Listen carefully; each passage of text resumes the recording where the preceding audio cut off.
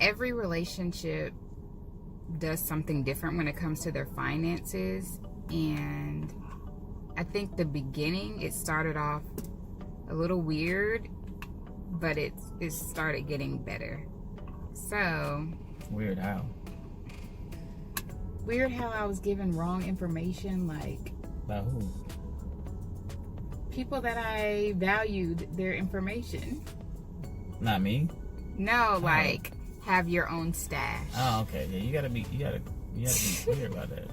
Things like that. So I see different marriages and they all do different things with their money. Some people are like, we split the bills 50-50. Some people are like, I pay the mortgage and he pays the mortgage and I pay all the other stuff. Some people, the wives, don't pay any of the household bills. But yeah. How do ours go? Well, From the beginning, it started off going off of what you said when you took some bad advice. I took some bad advice, but my bad advice came from you, where it's like you only have to pay bills if you can afford it, and what? Just pay the stuff that is the absolute absolute necessity. And then the other people, if it's not a necessity, they can get it when they can get it. So, following that, and being in the context of not having a job for a little while, and then struggling once I finally got a job, my credit score dropped drastically because at one point I was focused on paying bills no matter what, and then I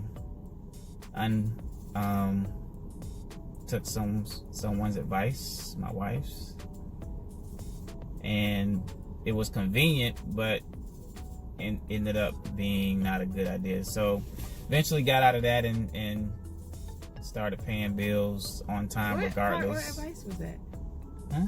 What part are you talking about? When I had the Mustang and stuff, you'd be like, don't pay it. I never said don't pay it. Babe, I got that from you. I never would tell you not to pay your So car. I'm making this up. Yes, where did you get that from? We never not paid our car Yes, note. we did. My credit score got messed up because I wouldn't pay it. That was It was a that struggle. was that Toyota, I think, that messed up your credit. I would have never told you to risk losing your vehicle. No, the Toyota was still in Tallahassee when I moved up here. I moved up here with a Mustang. Okay. So when I moved up here, I was all about paying bills no matter what. And then life and advice from my wife, we didn't pay bills no matter what. We paid it based on our convenience. But now, it's not like that. We've gone through some transitions with our finances. We've gone from him calling me to say, hey, we only have $20 in the account. Don't put over $5 in your gas tank, to now both kind of having a control. I guess we have a control over our finances. I remember he put me on a punishment from spending money. It was not a punishment. It was. It was to help you get some self-control. Right. I used to buy something every day. And if you don't get your finances in control and gain that self-control before you get married, you will cause damage in your marriage. You will cause... They say that's one of the leading causes of divorce. It's like finances. But I feel like it's self-control in your finances and not using wisdom with your finances that destroys things. So, I do believe in oneness in our finances. Yeah. She believes in oneness, but she wants to control. So it's truly a oneness, but it's like a one-sidedness. So if I'm buying stuff, if I buy shoes, why are you buying shoes? How much was that? You don't need shoes. But then she has this philosophy that she would like to buy a pair of shoes each time she has she gets her clothes and gets a check coming in. So she can buy shoes. Matter of fact, in connection to shoes, she's getting rid of about 10 to 15 pair of shoes that she wore one time and didn't like how they fit. Some of them might not have been worn at all, if worn. They were a good deal, and then they didn't fit right. So based on a good deal, she bought shoes, but now she's getting up. So I get in trouble for wasting money for buying shoes that I wear on a daily basis, but she wore one time and they didn't fit good, so now she's going to get rid of them. But I'm wasteful. No, so you just got off the point. The point is we have one account that we share. You said oneness. It is oneness. Oneness should be you get a check, you want to buy shoes. I get a check, I want to buy shoes. That's oneness. So you can't use that word. So I also feel like he don't be going nowhere. He don't be doing nothing. He's just trying to look cute for his job.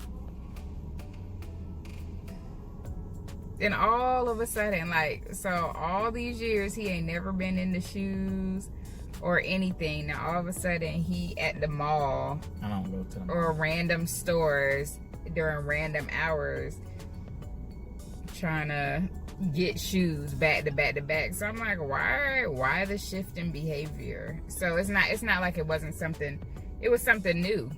So of course how you respond to new stuff is like, what? No, it has nothing to do with shoes. Because since we've been married, anytime I buy anything, you've always had an issue. Why are you going to the fast food restaurants? You can make your lunch, you can make your dinner. So it has nothing to do with shoes. It's always been like that. Shoes is just the latest thing. Prior to that, the only thing I bought was fast food. So you can complain about that. Yes, because I want to see you live long and it healthy. had nothing to do with that. You just like to control. And whatever you buy is cool. Whatever I buy is wasteful. Facts. It's not true. Anyway, back to what I was trying to say.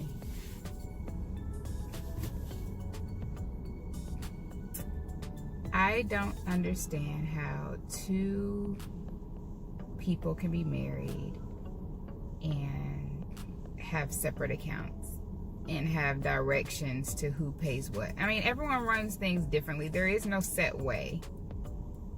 But I do feel that there's another level of blessing when you're unified. I mean, I see couples, they're like, oh, he asked me for money to help pay the mortgage, and no, I don't. I'm like, wait, what?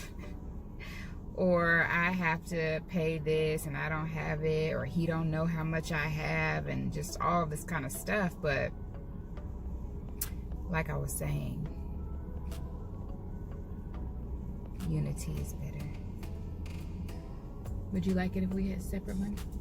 No, I mean, I like how it is. I just wish it was oneness, as if you know what you stated before. That would be nice. Sean, you ball out. I do not ball out. You ball out. We're not going to talk about his yard care. Are we not going to talk about that? We can talk about it if you want to. So not only is he buying shoes, he's buying yard stuff. He's buying products, trying out products. He's sewing into YouTube people's lives. I did that one time last year, 2018, last summer. I did it one time. I still remember it. So yes. So taking pride in my yard and putting money into that's wasteful. I didn't say it was wasteful. But you just brought it up. No, you just have to pick your thing. Like, you can't be splurging I shouldn't pick that? on fashion and splurging on yard. Like, you have to pick your... So I should have one? Yes. You have one? Yes, my closet. I don't buy any other thing. So shoes, clothes, that fall in one same category? That's my closet. So what about when you go out to restaurants, you going out to eat with all your friends? That's business. That's business? Yes. Is it not still splurging though? No. Back to that one-sidedness again. Business and pleasure are two different things. Is that coming out your business account or our account? Depends. Exactly. Depends. Exactly. My point. Again, my point. What advice would you give to a new married couple with their finances? My advice would be whoever is the strongest person when it comes to paying your bills on time and being organized and having a system. It doesn't have to be necessarily the husband, doesn't have to necessarily be the wife, but who can be the most consistent and operate with the most integrity when it comes to paying bills should be the one that does it, and definitely communicate with the other person about what's going on and what's coming in, and have a budget that'll help eliminate some of the discussions you see here. Do we have a budget? Not really. I think if you spend wisely and you understand not to spend more than you're bringing in, and you try to save something each check, regardless of how much, doesn't have to be a set amount, then it's okay to, if you can afford it, to buy yourself something. So she kind of brought it up already, but we're in year 14, probably 12 of those 14 years I didn't really buy myself anything as far as shoes and clothes. So I just started having an interest in looking nice and looking presentable. Matter of fact, since we're being transparent, I noticed that the clothes that my son was wearing, I would probably put it in the lame category at one point. And then as I'm looking at his clothes, I'm noticing that it looks very similar to what I'm wearing. So that is what kind of sparked me to now buy my own stuff, because I was relying on my wife to get my clothes and my shoes. I was dressing you lame? And I would wear it because she got it for me, but I didn't really like it. I was dressing you lame? So that's what sparked me to start trying to buy stuff. Because she grew up in California, and her sense of what looked nice was the 1995 California boy khaki pants, striped polo type shirt. That's still nice. See? And that's how she was dressed. I mean, I would wear it because she bought it, but I didn't necessarily like it. And then I was like, I can just get my own stuff and get what I like. I bought him some skinny jeans. So I was trying to make him hip one time. He put them in the throwaway pile. I wasn't ready then. Exactly. He wasn't ready.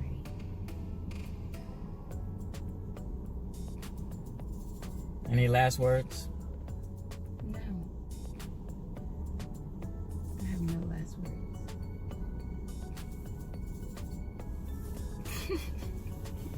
I didn't know he had any kind of personality. That's what they say, babe? That's what you tell me they say. Nobody thinks you talk. I talk, guys. I have a little bit of personality. Poquito. He talks to me. Sometimes. Sometimes.